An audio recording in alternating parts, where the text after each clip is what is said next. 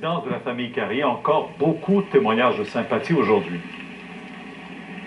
Non, absolument. Encore au cours des dernières minutes, on est venu porter des fleurs, se recueillir, réciter certaines prières, allumer des lampions, des mots, donc des photos, des fleurs laissées en mémoire de ces victimes issues de la même famille. Yves Carrier, sa conjointe Gladys Chamberlain, Charles-Élie Carrier et Maude Carrier.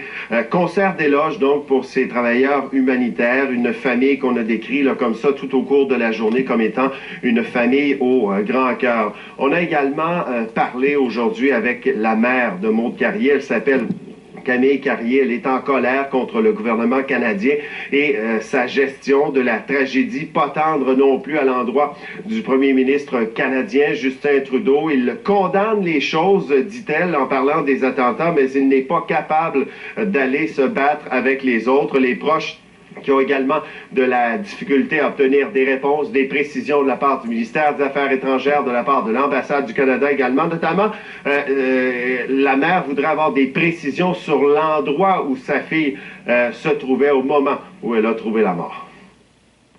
Cet homme-là se promène avec sa belle petite coupe de cheveux, puis il a toujours des formules vides là, de convenu, puis il est à la télévision, je l'ai vu, qui condamne les choses, puis il n'est même pas capable d'aller se battre avec les autres qui ont appuyé les Français. Je suis révoltée.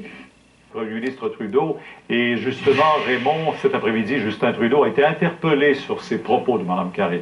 Oui, un peu comme ça avait été le cas en novembre dernier après les attentats survenus à Paris. Pierre, le premier ministre Trudeau, qui est à St. Andrews, au Nouveau-Brunswick, réuni pour 3 jours avec les membres de son cabinet, s'est fait demander aujourd'hui si les événements survenus au Burkina Faso, cette autre attaque terroriste, vient changer ses plans en ce qui a trait à la mission militaire du Canada contre l'État islamique. On sait qu'il veut retirer les CF-18 qui bombardent les positions de l'État islamique. M. Trudeau a répondu encore une fois que le plan de son gouvernement pour lutter contre le terrorisme, il est toujours en cours d'élaboration. Vous allez l'entendre, il a tenté aussi de se faire rassurer. Le Canada se doit, en tant que membre de la communauté internationale, de faire tout ce qu'on peut à l'échelle internationale, y compris en Afrique du Nord et ailleurs, pour contrer cette montée du terrorisme. Nous allons continuer d'être engagés de façon responsable, comme j'ai toujours dit. Nous cherchons différentes façons d'être engagés de façon efficace contre les terroristes et nous allons continuer de rassurer et nos alliés et les Canadiens que le Canada demeure un partenaire engagé dans cette lutte contre le terrorisme. Blablabla. On se pose toutes des questions. Est-ce qu'ils ont souffert? Est-ce qu'ils ont eu le temps? Et on n'est pas parvenu à savoir ça. Encore beaucoup de questions sans réponse aujourd'hui, plusieurs jours après cet attentat qui a coûté la vie à 30 personnes, dont 6 Québécois au Burkina Faso.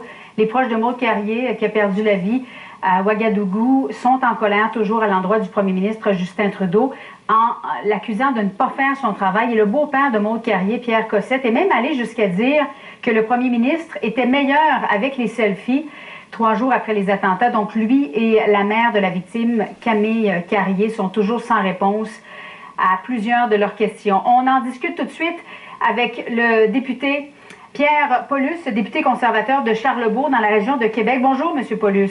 Bonjour, madame. Bon, Ottawa qui a quand même affirmé qu'il allait rapatrier les corps à ses frais. Croyez-vous qu'on tente de réparer les torts qui ont été faits jusqu'à présent? C'est sûr qu'on a vu l'opération médiatique pour essayer de récupérer la situation. Parce qu'il y a beaucoup de frustration au niveau de la famille et actuellement, je trouve que c'est très normal, compte tenu de l'enjeu. Écoutez, le travail actuellement, ce qui était clair au niveau de M. Dion, c'est le processus là-bas en Afrique lorsqu'il y a eu l'attentat. La procédure, c'est normal qu'il y ait un certain délai pour l'identification des corps, confirmer que c'est les bonnes personnes, pour évidemment qu'il n'y ait pas d'erreur. Mais à partir du moment que les gens ont été identifiés, que la Sûreté du Québec a été avisée, s'est rendu voir la famille, c'est là qu'il y a un problème. Par la suite, il n'y a plus rien. Il n'y avait aucune ligne de communication. L'important à comprendre, c'est que la ligne de communication entre les familles et le gouvernement canadien était rompue dès le moment où la confirmation était donnée. Par la suite, il n'y avait rien. Qu'est-ce que vous, les conservateurs, vous auriez pu faire si vous étiez au pouvoir de plus que ce qu'ont fait les libéraux? Bien, c'est de prendre action.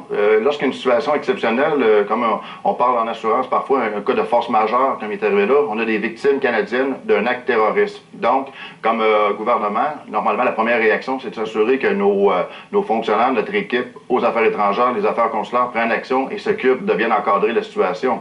On ne parle pas ici de quelqu'un qui est allé faire un peu d'alpinisme au Chili puis qui s'est cassé une jambe. On parle d'un attentat terroriste sur des Canadiens, en plus des travailleurs humanitaires. Donc, ces gens-là ont pris de leur argent, ont fait des levées de fonds, font tout pour aider son prochain et maintenant sont victimes de terroristes. Donc, comme Canadiens, nous, comme si j'étais au gouvernement, j'aurais demandé à mon équipe d'intervenir immédiatement pour aider et s'assurer que la famille est quelqu'un en communication constante et 24 heures sur 24.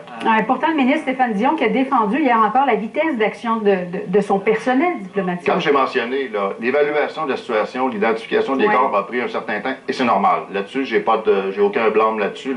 Mais à partir du moment où les gens ont été identifiés, que les familles ont été avisées, la ligne de communication aurait dû rester. Et c'est là qu'il y a un manque. Le manque est là, c'est qu'on était le samedi, et à partir de samedi, il n'y a personne qui pouvait répondre aux familles. Il n'y avait aucune communication possible. Les gens étaient complètement laissés à eux-mêmes. C'est pour ça qu'ils sont intervenus, ils m'ont appelé, parce que je suis à Québec, c'est des gens de Québec, ils m'ont demandé, est-ce que tu peux nous aider? J'ai fait un appel à Ottawa, et le dossier est débloqué. Dans l'heure qui a suivi, ils ont reçu un appel. Là, le gouvernement a dit, bon, on a réagi dimanche. Oui, c'est parce que j'ai pris action. C'est pas normal. Dimanche dernier, Justin Trudeau est allé faire un tour du côté de Peterborough, en Ontario, dans une mosquée, au lieu d'aller donc transmettre ses condoléances aux familles des 6 victimes au Burkina Faso. Qu'est-ce que vous pensez de ça, M. Paulus? Ça, il y a beaucoup d'incompréhension. Lorsqu'il y a eu des événements comme on a eu à Paris ou ailleurs, les gens se déplacent, vont sur le terrain, vont rencontrer les gens, déposent des fleurs. On a des Canadiens, des Québécois, des gens de Québec qui sont assassinés, puis notre premier ministre fait une déclaration dans une mosquée. On aurait peut-être pu, compte tenu des circonstances, compte tenu de la situation terroriste avec le djihadisme, peut-être rester à l'écart de la mosquée, faire un point de presse avant de faire son activité. Il y a plein d'éléments comme ça que je trouve qu'il y a un grand manque de jugement de notre premier ministre. Pierre Paulus, qui est avec nous, député conservateur de la circonscription de Charlesbourg dans la région de Québec. Merci beaucoup d'avoir été des nôtres. Merci. Merci.